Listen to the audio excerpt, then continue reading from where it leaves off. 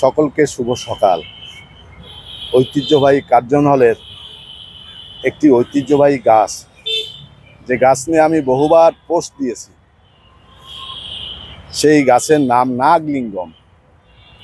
এখানে যে ফুলটি পাতার উপরে রাখা আছে, এটি একটি ঝরে পড়া নাগলিঙ্গমের ফুল। গাছ থেকে আমি ছিঁড়ি নাই। আপনারা দেখতে পাচ্ছেন যে এই ফুলটি পাতার পরে রাখা। উদ্দেশ্য হলো এই নাগলিঙ্গমের আরেকটি অদ্ভুত বৈশিষ্ট্য, সেটি আজকে আপনাদের মাঝে উপস্থাপন করব। সেটি হলো এই যে গাছটি দেখা যাচ্ছে, এই গাছটির বিশেষ বৈশিষ্ট্য হলো বছরে একাধিকবার পাতা ফেলে দেয়। আপনারা দেখতে পাচ্ছেন নিচে তার ঝরে পড়া পাতা, অসংখ্য পাতা, অসংখ্য পাতা পড়েছে, অসংখ্য পাতা। একটু বাতাস হচ্ছে, তারপরে এমনি স্বতঃস্ফূর্তভাবে পাতাগুলা পড়ছে। আমরা সাধারণত বনাঞ্চলকে দুটো ভাগে ভাগ করি, একটি হলো পর্ণমোচী আর একটি চিরসবুজ।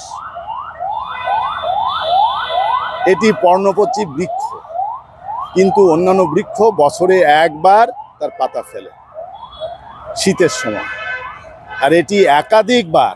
এখন কিন্তু শীত নয়, অন্যান্য সব গাছ সবুজ আছে, কিন্তু এটি এই খুব অল্প সময়ের মধ্যে এই গাছের পুরা পাতা সে ফেলে দিবে। আজকে সেটি আপনাদের মাঝে উপস্থাপন করছি। তার মানে নাগলিঙ্গমের ফুল আমাদেরকে আকৃষ্ট করে, এর বৈশিষ্ট্য, এর মিষ্টি গন্ধ। এই রাস্তা দিয়ে যখন যে পথিক যায়, একবার না দাঁড়িয়ে পারে না এর তীব্র গন্ধের কারণে। তাহলে আজকে ফুল নিয়ে কিছু বললাম না। আর নাগলিঙ্গম, কৌরোপিটা গাইনেন্সিস, ইংরেজিতে ক্যানন বল।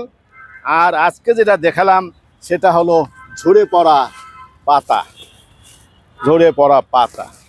বছরে একাধিকবার এর পাতা পুড়ে যায়, এটি তার একটি অদ্ভুত বৈশিষ্ট্য।